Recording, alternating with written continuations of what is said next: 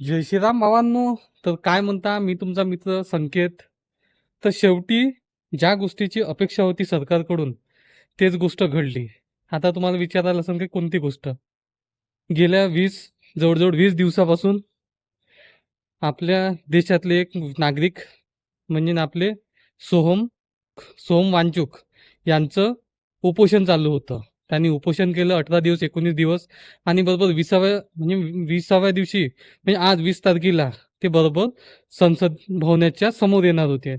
तर तुम्ही पाहिलंच 1-2 दिवसाच्या अगोदरच त्यांना तिथून उचलून टाकलं, कारण की त्यांची तब्येत खाली खाली हालावत होती. तब्येत जर उद्या कमी जास्त झालं असतं तर ते सरकारवर आलं असतं सगळं, कारण की सरकारले त्या गोष्टीचा काहीही तोडगा नाही काढायचा आहे. नाही त्या जे शिक्षण मंत्री आहे, नाही त्यांचा राजीनामा घ्यायचा आहे, किंवा ज्या काही गोष्टी घडत आहे सिस्टममध्ये त्या बदलवायच्या ना. जशा आहे त्यांना तसेच ठेवायच्या आहे, आणि जर बदलवायचं असेल ना तर ते त्यांच्या पद्धतीने बदलत. असं नाही की आम्ही जर म्हटलं का सर आमच्यासाठी हे वाली गैरसोय होत आहे, काही विचार करा, त्या गोष्टीचा विचार नाही करा. विचार तेव्हा करा जेव्हा त्यांना वाटन की नाही आता हे बदलवायला पाहिजे, तेव्हाच बदलवून, तोपर्यंत नाही बदलून. तर त्यांना तिथून उचललं. जंतर मंतरवर जे चालू होतं त्यांचं उपोषण, तिथून त्यांना बिलकुल असं जमा केलं, गाठोड्यामध्ये जमा केल्यासारखं, आणि एका हॉस्पिटलमध्ये नेऊन टाकून दिलं. आता त्यांच्यावर ट्रीटमेंट चालू आहे समोर. आणि राहिली होती गोष्ट मग बाकी लोक जे आंदोलन करणाऱ्याची, तर त्यांचं काय. तर त्यांच्यासाठी मग आता आजची 20 तारीख ठरली होती की जर आमच्या जर मागण्या जर पूर्ण नाही झाल्या तर आम्ही 20 तारखेला बरोबर संसदेच्या बाहेर जाऊ. तर आज तेच झालं. तर तिथं तर समजा जेव्हा 18-19 दिवस उपोषण चाललं तर मला असं वाटतं की 1000, 2000, 5000, 10,000 लोकांपर्यंत असत. पण आजच्या तारखेला बंद्या देशातून, इव्हन फक्त दिल्लीतले नाही किंवा मुंबईतले नाही किंवा महाराष्ट्रातले नाही, पूर्ण देशातून जवळजवळ तिथं मला असं 5 लाख 10 लाखापेक्षा जास्त लोक तिथं गेले आणि त्या आंदोलनाला प्रतिसाद दिला. आपल्या महाराष्ट्रातून भरपूर लोक गेले. फक्त जे पक्षासोबत जे कट्टर आहे, म्हणजे आपला पक्ष कोणता, BJP सोबत, तेच लोक, त्यातलाच आमदार खासदार किंवा कोणता नेता गेला नाही. बाकी सगळं विरोधी पक्षवाले गेले. मी असं नाही म्हणत या गोष्टीमध्ये राजकारण करायला पाहिजे, या गोष्टीत राजकारण नाही करायला पाहिजे. या गोष्टीत फक्त विचार करायला पाहिजे की कुठं गैरसोय होता. तुम्ही पक्ष नाचवला. एक एक भारतीय जनता पार्टीचीच एक मन आहे की सगळ्यात पहिले देश, त्याच्यानंतर राज्य, त्याच्यानंतर मग जिल्हा, गाव, आणि शेवट मग मी.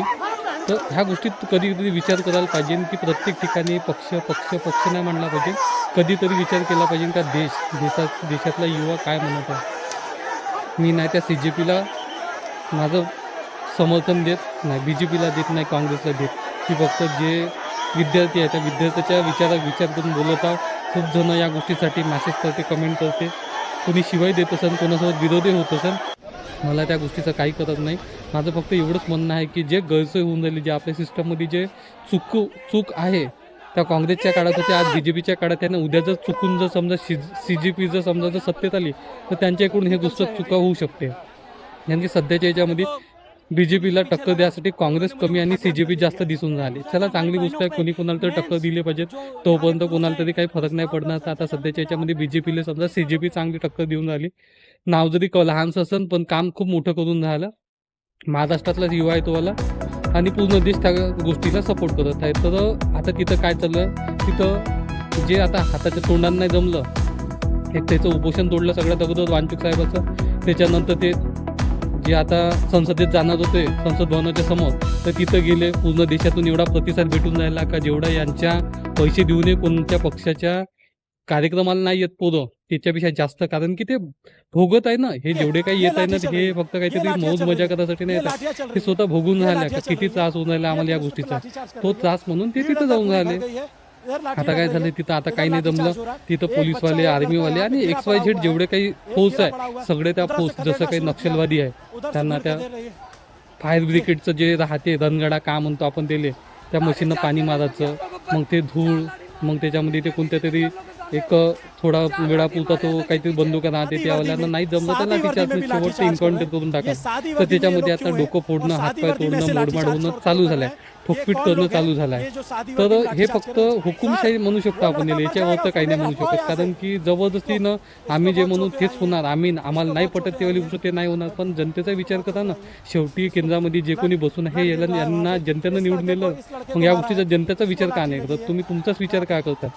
जसं एखादी आमदार निवडून निवडून येते, खासदार निवडून येते आणि तो फक्त निवडून येत पण हातपाय जोडते. एकदा ते निवडून आला तर त्याला वाटतं तेच करते. तर सेम केंद्रामध्ये जे सरकार आहे त्यांचं तेच चालू आहे किंवा राज्यात जे सरकार आहे त्यांना तेच वाटते. ते कधीच कोणाचा विचार नाही करून ते फक्त विचार करते आमच्याजवळ बहुमत आहे, आम्हाला पाहिजे ते करू. आता ठोकपीट करणं चालू आहे. तर तुम्हाला काय वाटतं या गोष्टीवर ठोकपीट करणं? कारण की ते विद्यार्थी आहे, ते काही कोणत्या पक्षाचे नाही किंवा नाही ते कोणत्या आतंकवादी आहे. ते फक्त एक विद्यार्थी आहे आणि विद्यार्थ्यांना समर्थन करण्यासाठी तिथं गेले. तर त्यांचं काय चुकलं आणि त्यांना जे ठोकपीट करत आहे, मारहाण करत आहे, त्यांचे डोके फोडत आहे, हातपाय तोडत आहे, हे सरकारचं तुम्हाला काय वाटते? बरोबर आहे, चुकीचं आहे? मला कमेंट करा. आवडला तर व्हिडिओला शेअर करा, लाईक करा आणि फॉलो करायला विसरू नका. धन्यवाद.